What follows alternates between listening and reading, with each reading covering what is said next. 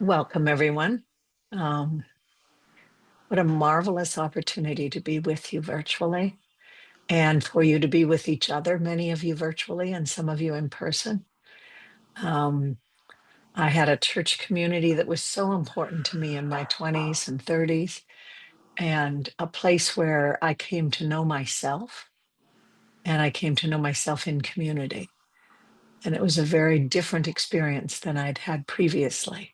And I can see that this church has a lot of that richness and multidimensional qualities, challenging the mind, the heart, bringing forward the heart, and inviting the soul and spirit into everyday life.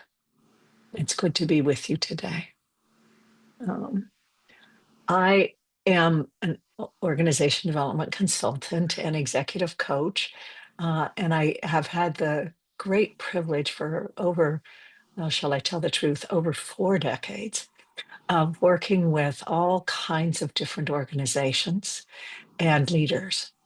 Um, some of my early clients were churches because I was on the board of the Community Congregational Church in Tiburon. I was invited to, and I began attending some of the regional meetings. I was invited into a number of the churches to help facilitate meetings that they might have, um, where they had an opportunity to be resolving some conflicts or some issues, because even though we're all spiritually adept and yearning and firing and praying and forgiving and opening, we're human, and things come up. And that was some of my early affirmation of what was my natural inclination of to blend spirit and wisdom and consciousness. The other thing that happened for me was as I began working with organizations, from national agencies, the EPA, DOT, DOD, to county governments. My first ongoing big client was Santa Clara County, which is now Silicon Valley, known as Silicon Valley, and and working with corporations, DuPont and Clorox and Rollman, and all of this helped me recognize the degree to which, and actually made me very sad, the degree to which our organizations, whether they're churches or the EPA, aren't set up to cultivate and generate and bring forward wisdom. Not in our group dynamics, oftentimes. And as I began to recognize that this is a critical time for humanity, and this was quite a few years ago, and I would say it's still true now. And that our collective wisdom, our capacity to work together collectively and bring our wisdom forward is urgently needed. And yet, it's not really at the forefront of how we develop ourselves individually and as communities, as organizations, and as businesses, and as churches. It sounds to me, though, like you are doing some of that there. And what I found as I began to research and get to know wisdom is that wisdom can be cultivated and developed in ourselves and in others, and that it builds when we take time to understand and appreciate how we are wise and how the people around us are wise. So you can ask yourself, how many times in the last day or the last week or the last month have I actually spent time in contemplation on all the ways in which the people around me are wise? And have I told them so? I believe that we are all wise and that we put the majority of our focus on the ways we're not wise. We tend to think more about how we're not enough than all the ways we are enough. And that appreciative affirmation of the ways in which we are wise improves our ability to envision and find more effective ways of working and being together. So, what is wisdom? It can be a very abstract concept. I'm going to very briefly touch on a couple different ways of looking at wisdom, and then we'll have a discussion. And I understand that you have robust Q&As here, so I look forward to engaging. Um, to me, wisdom springs from the inner knowing of the heart. And we link that inner knowing of the heart with our work, with our life experience, with our ministry. And that begins to mature into an embodied intelligence. And the last part I put onto that is that it's in sync with nature's ways. Randy Hayes from Rainforest Action Network gave me that addition to my definition of wisdom decades ago. And I think it's so important to remember that we're not wise in isolation as a human or a group of humans. We are wise in this relationship with nature, in sync with nature's ways. And that we can come to recognize that the essence of wisdom is not in what is known, but in how that knowledge is held and put to use. Are we using that wisdom in a way that begins to serve our lives and those around us and the future generations to come? One of the ways I began to understand wisdom was that wisdom is cognitive knowledge. And well, first, wisdom is in Greek is Sophia, of course, representing the feminine personification of wisdom, as is found in various religions and spiritual traditions and some Bible interpretations. Plato, Socrates, Kant had ancient teachings and sayings about wisdom. I found when I read a lot of that, it was cognitive. It was cognitive knowledge. Paul Bates and his colleagues at the Max Planck Institute for Human Development in Berlin defined wisdom as expert knowledge system concerning the fundamental pragmatics of life, encompassing insights into life's uncertainties, contexts, and strategies for managing its challenges. I certainly don't disagree with that at all. It just never felt quite sufficient to me.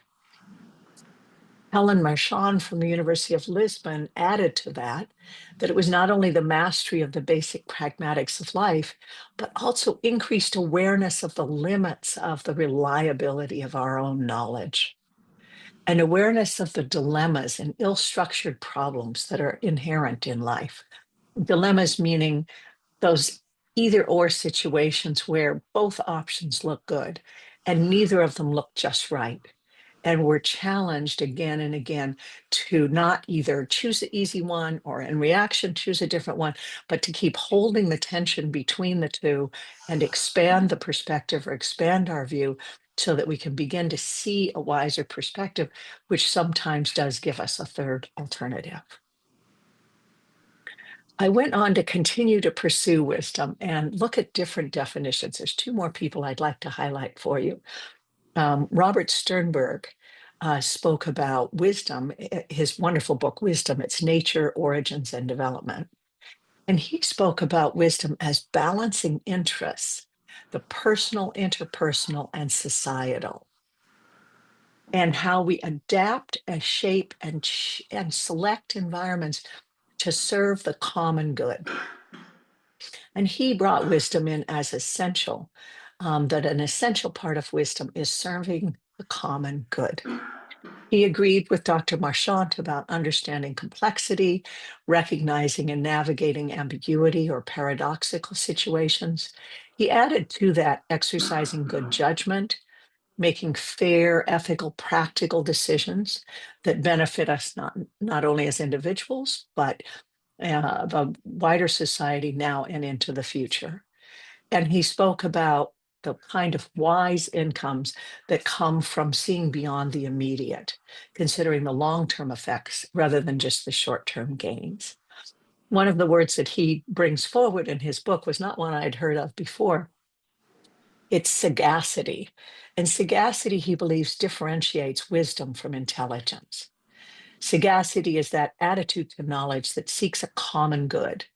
It demonstrates a high interest in others, a deep understanding of people and their problems, the ability to accept different opinions, and an awareness that we continue to learn throughout our life.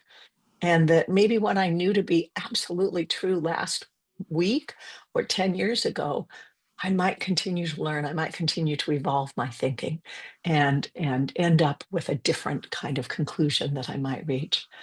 And the last aspect of sagacity that Dr. Sternberg brought forward was the ability to be a good listener. And so this is wisdom that seeks a common good. And it's really equated with that kind of deep perception and translates well into sound decisions and effective action. The last one that I'd like to bring forward is a Dr. Monica Ardelt and her three-dimensional wisdom scale brought forward, and she captured much of this, but added one piece that I think is so important. She said, wisdom is the cognitive, reflective, and affective dimensions. So cognitive is the daily desire to know the truth, to listen internally, to access our intuitive intelligence as well as our knowledge and experience, and to begin to comprehend the deeper meaning of phenomena and events. The second dimension is reflective, which is the ability and willingness to see things from many different perspectives with an absence of personal bias or rigidity or hanging on to our old way of seeing things. It comes from that kind of self-awareness that we gain in meditation and then we gain in community, and insight, looking at things from different points of view. And the last is affective, which is compassionate. And this is such a critical part of wisdom that was completely left out in many of those earlier definitions, that wisdom is empathetic and compassionate love for others. It's the ability, even in stress, to feel and express and demonstrate positive emotions and behavior towards others. It's that ability to take a breath when we're triggered, when we're reactive, and still show up with how much we care for the people around us. And I agree with Dr. Sternberg in saying that if there is anything the world needs, it is wisdom. Dr. Sternberg went on to say, without it, he said, I exaggerate not at all in saying that very soon there may be no world, or at least none with humans populating it. Good for us to be sober and really understand what this can look like as we deepen our spiritual connection with the universe, with each other, and with our service and our capacity to move forward together. There are, just to wrap this content piece, and then let's get into the discussion. I look at 5 levels of being a conscious leader, and this is going to be very quick. I'd be happy to tell you more. But I think they're useful to pay attention to because in my experience in working with so many leaders, we're often very good at 1, 2, maybe 3 of these, but not all 5. The first is individual sensing, that ability to listen to that intuitive intelligence that is somatic, it's kinesthetic, it's visual, it's auditory. It's that synthesis of intelligence and listening to God, listening to spirit, bringing through into our lives the wisdom of the body and the sensing of how that body really moves and reacts, and when it reacts, how it gets tighter or how it opens. The second dimension or second level is the transcendent knowing. And that's really cultivating that inner relationship of deeper meaning and purpose and recognizing the spirit-filled nature of life. The third level is collective acting. And I spoke about that at the beginning, that capacity to bring wisdom into working with other people in shared endeavors, to run board meetings or participate in board meetings, whether they're in a church or a nonprofit or a corporation, where there's the sense that we're listening together to wisdom. We're listening together and discovering what is the wise path forward. And we're listening for wisdom in each other and in ourselves, and we're setting the context or conditions for that wisdom to be cultivated and acknowledged and brought forward. The fourth level is global thinking, which I think you all do there in the Church of the Holy City. It's seeing beyond our own issues, our own perspective at this moment. And I know I can get caught in the drama of my life, and I can get kind of a small perspective. It's like all of a sudden I've closed the door and I'm locked in somewhere. And when I come to recognize that there's issues of course, of global significance, that I have personal responsibility and foresight that I can contribute into those issues, into those places. I can raise questions that need to be raised. I can choose to work with organizations that honor and support the spirit within each individual as part of our service of living on this planet, part of our challenge that we have to not only accept what we're given, but one of my clients, for instance, is working with fashion and all of the chemical effluents and all of the complete, the huge costs of fast fashion on the planet and on the people and on the social dynamics in the countries where those clothes are made. Or global thinking, another client of mine who's a regenerative gardener and has created not only this relationship with the land that serves people in that area, but is also available, brings that food into a restaurant that they've begun and a beautiful inn, and provides this context of service that addresses so many of the global issues in the immediacy of the work that they're doing. And the last level is effective results. I have consulted with many spiritual communities who have this extraordinary transcendent way of being, and they struggle with creating effective results, with getting things done and getting it done well, with really standing in big commitments that build a new future, transforming things rather than repeating the past. That was a lot of content. I'd like to end this section with two um, perspectives that I have found so helpful. Anais Nin reminds me that we don't see things as they are. We see things as we are. And that to me is key to wisdom, because the world is the world and we see it through our perception, our way of seeing, our way of understanding. And until we expand that to include different points of view, we can be so convinced we're right and become rather righteous in our rightness. And the last one is from one of my heroines in life, Hildegard of Bingen. And I love this. I, the fiery life of divine wisdom. I ignite the beauty of the plains. I sparkle the waters. I burn in the sun and the moon and the stars. With wisdom, I order all rightly. Above all, I determine truth. So let me close there and say that I look forward to um, the questions and answers and such that you have as part of your community here.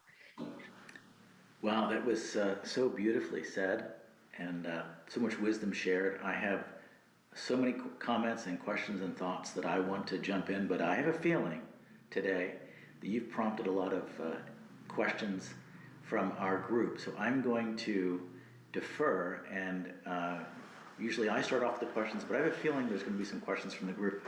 So I'm going to open it up, and I see Ellie's hand is up, and I see Jason's hand is up already. So I was intuitively right. We're getting a lot of questions. So Ellie, from you were at New Haven, Connecticut. Do you want to start us off with your question? Yeah, thanks so much, Rich. Thank you, Karen. That was such a wonderful discussion, and it's so clear how passionate you are about this. I was just really curious to hear in your experience, especially with like corporations and big organizations. I just want to hear more about what you noticed about how wisdom is not structured to come forward. Like what patterns were you seeing and like what was your experience of that like? And yeah, I'm curious how we could organize that to be better. That's a big question. Let me say one or two thoughts. A great question. Um,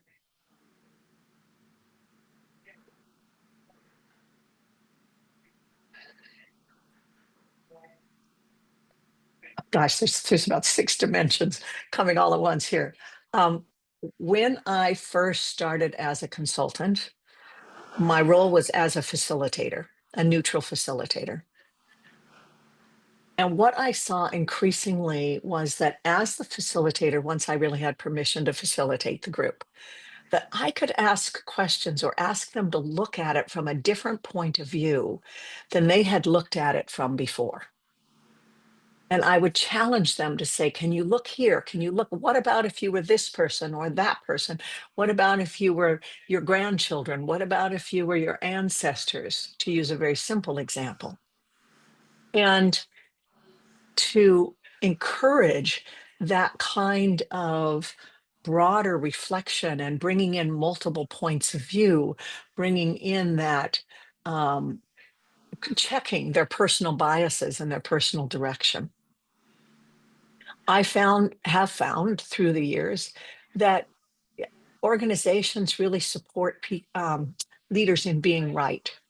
And it's very difficult to be a leader who's questioning everything. We want leaders who have a certain gravitas, who have a certain capacity to say, this is what's so, and to provide that leadership. And I found in my one-on-one conversations with these leaders, the way that I work is with leaders and their teams. And so I would be in one-on-one conversations with everybody on the team, as well as the team as a whole. Everybody had more complex thoughts than they would bring forward in the group because that complexity was not based in what they know. It was based in what they conjecture and was based in their questions. It was based in some of the hardest questions that they knew the organization actually faced.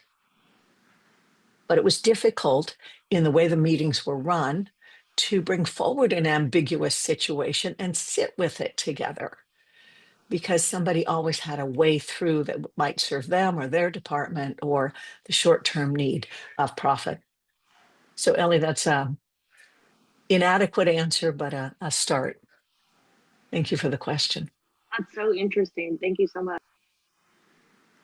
Jason, you have a question? You can maybe move a little closer. Just a second, please. Yeah. Right here? Okay. Hi, Karen. I sat in Hi, rapt Jason. attention. I sat in rapt attention as you shared those definitions of wisdom. And it's interesting to me because over the summer, I decided to read War and Peace, Tolstoy's War and Mm, Peace. And there was some critical literature that I was skimming beforehand, and I came across this one line, what to look for when reading War and Peace. It said, the characters, Tolstoy's characters, they either become disillusioned or they become wise, one or the other. mm, And that got into mm, my head. I'm still thinking mm. about that. You either become disillusioned or you become wise. And that makes me wonder, well, I don't want to become disillusioned. I want to be wise. Mhm. First, I just love your reaction. Do you agree with that? And then, what does one do to make sure, if you do agree with that premise, what does one do to make sure you don't become disillusioned in life? That's a great question. Really great question, Jason. I immediately go to the dictionary to see what does disillusion mean? Because I think, I mean, we know in common parlance what it means, but it's disappointment resulting from the discovery that something is not as good as one believed it to be. Isn't that interesting definition? Now that's Apple's definition, but that something is not as good as we believed it to be. Doesn't that begin to come from the limits that we put on our thinking And then all of a sudden, within that limited thinking, because we're not taking in the actual complexity of life, we're not recognizing that even to make a fair and ethical decision is full of conundrums and full of maybe this will work, maybe this won't. I know I'll know more in a day. I know I'll know more in 10 years. Um, yeah. I think I have seen many leaders get disillusioned when they become fixed on the way it has to be. And one of the things that I've learned through my years about this world and about human systems and about whether they're in churches or they're in big corporations is that things don't stay the way we want them to stay. Things change, whether they come from complex environmental factors or internal shifts within people that we think were predictable and all of a sudden they're not. And that disillusionment is when we're forgetting to raise the questions early on, I think, and when we get fixed. That's a great question. I'll contemplate that more. Thank you. Yeah, and one corollary to that is, I wonder if it has to do also with not accepting that we live in an imperfect world. Mm-hmm. Yeah? We've Mm-hmm. got to accept that. Yeah, well said. Yeah, absolutely. It is what it is. Acceptance is the path to peace for sure. And yet, acceptance without giving up, right? Acceptance in a true acceptance, that also kind of acceptance. This is what's so. Thank you. Yes, acceptance Mhm. without giving up. I see Jose or Katie would like to ask the next question. Yeah, hi. Thank you very much for the talk, and first compliments to Rich again. The last several weeks, there's been a great synchronicity in the topics that he's picking to be raised with things that are going on in my own life. As it happens, I was just finishing of crafting a presentation on various virtues. One of them was wisdom, Mm. and I was struck by when something you said was. I believe I'm not misquoting with that. One of the benefits of wisdom is that it allows us to discern truth. But what I was struggling with as I was trying to figure out what I wanted to say about wisdom in my own talk was how tautological that is. Like, do we use wisdom to discern truth? Or is there an assumption that you're only wise because you already can discern the truth? Where does truth begin and wisdom take over, and vice versa? And Mm. struggling with that, like I ended up basically chickening out and just settling with sort of the stoic perception of wisdom being more synonymous with prudence and the Mm. prudential ability to just sort of tell that, well, one thing is righter than wronger, and then there's stuff that's neuter, and that wisdom is really just being able to sort of apply the understanding of right, wrong, neutral, and which option is the best to choose in any circumstance. But it doesn't really give you any insight into it doesn't mandate. It doesn't say that just because something is Mhm. technically right, you should always necessarily use it. Sometimes the prudential thing to do is to do something that is in some contexts wrong. Like Mhm. corporate bombing a Mhm. city in World War II in order to save many millions Mhm. more, for example. So I've been struggling with that, and I'm curious, just to synopsize it. Sorry, I rambled.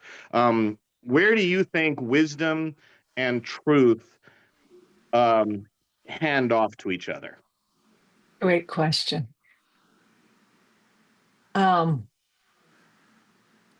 I think that the wiser option, this is what I think the wiser option is to not see them as a dialectic or as two sides that can be in tension with each other, but to step back and recognize that um, truth is always evolving. And I don't think I equated with it wisdom with truth. Um, Paul Baltz and his colleagues in Berlin defined wisdom as an expert knowledge system concerning the fundamental pragmatics of life. And I think that that's some of what you're talking about, is that capacity to assess perhaps the best path forward, the place that might be true. Is it true for you? Is it true for the collective? Is it going to be equally true for the person who lived in that bombed city? What is truth? Part of wisdom is recognizing that even when we see something as true, there are unforeseen consequences. The water department made decisions which, in the EPA, made decisions which Superfund site they would prioritize and which ones they wouldn't. Based on their analysis, the decision they made was true. It was the right decision to make. Based on 20 years later, was it the right decision? Hard to know. Based on the people who lived at the other sites, definitely not. So I am cautious about congealing wisdom, congealing into truth, because I think it's always so much of life is constantly moving and evolving, and it's greater intelligence to pay attention to the evolution and be participating in that evolution consciously, and hopefully bringing leadership into that conscious capacity, bringing a conscious capacity into our leadership. And I define leaders as anybody who has the willingness and ability to take action on that which matters most to them. So leaders are all throughout a church. Leaders are all throughout an organization. Leaders are all throughout society. It is those people who find the commitment, find the yes inside themselves and act from that yes. That to me perhaps is a place that I recognize personally as a place of truth. I couldn't even begin to answer your question. It's such a conundrum, but what a fun, entertaining concept. No, that was wonderful. I really appreciate it. And from what I know of this community, I'm sure everyone gained from those insights. Thank you. Thank you, Jose. Jimmy? In order to Talk a little louder. in order to gain wisdom, do you have to make a mistake and then you become wise? How do you gain wisdom without making a mistake? I don't think you can. That's a good, I don't know if you can. I mean, I think, Dr. Marchand said wisdom is an increased awareness of the limits of the reliability of our own knowledge. How else are we going to find out unless we